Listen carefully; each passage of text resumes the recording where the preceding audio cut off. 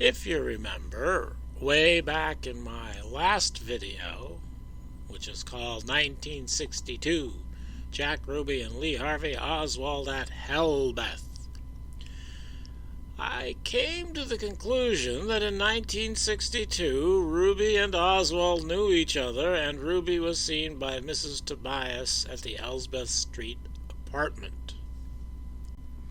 And in the present video, Bray sees Ruby at Neely. I think we have another sighting of Jack Ruby at the next apartment that the Oswalds moved to, at 214 West Neely Street.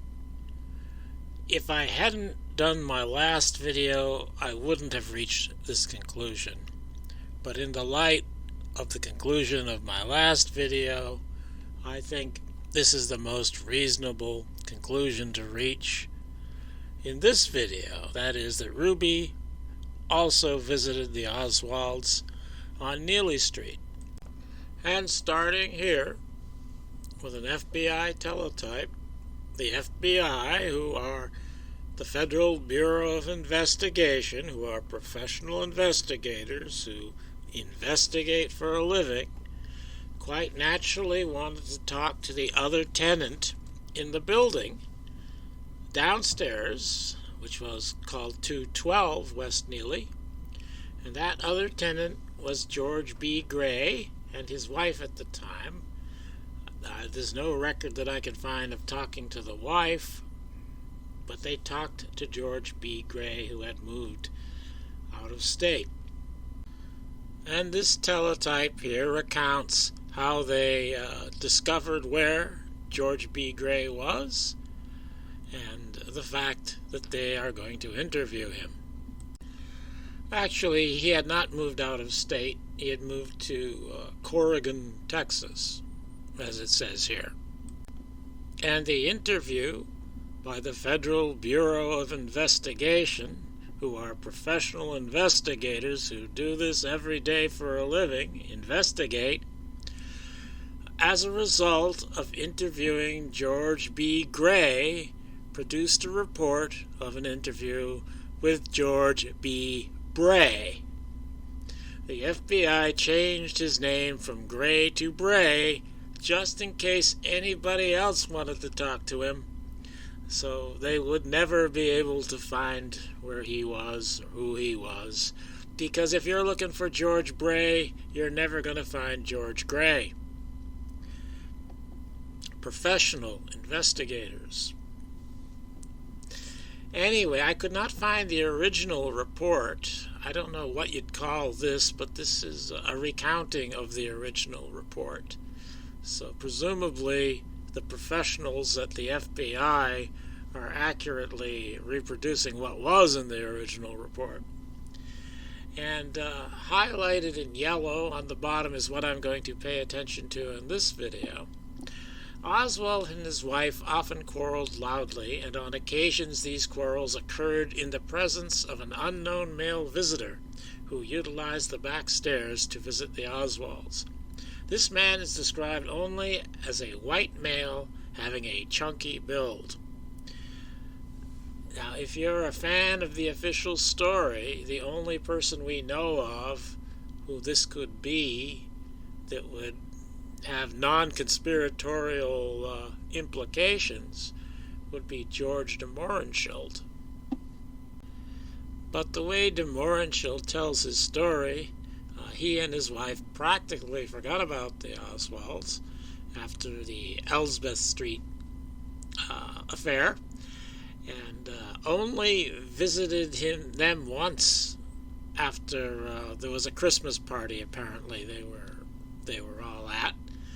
But after that, according to DeMohrenschildt, they only visited him on Easter.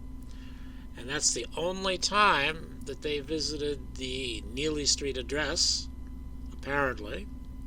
The only time he can remember visiting them there. And he and his wife both visited. So, and this is the time that they supposedly saw the rifle in the closet that had been used supposedly to shoot General Walker. Well, this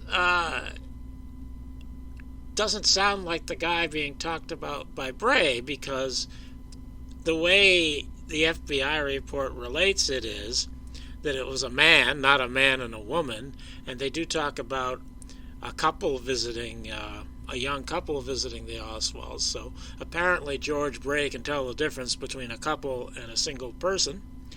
And so DeMohrenschildt said he went there with his wife, and his wife confirms that. So Bray probably can't be talking about DeMohrenschildt, because he's not just a single person, a man. And also Bray, the way Bray is said to have told his story, there was more than one visit. So I think, in the light of my last video, that it's probably that same person again, and that is Jack Ruby. So I think Ruby is involved with Oswald at this period, and this is the period leading up to and including the shooting of General Walker. So I think Ruby might be Oswald's handler, at least during the period when General Walker was shot at. And there are other things that could be talked about regarding the Neely Street address. I made this graphic a while ago, where I highlight some of that.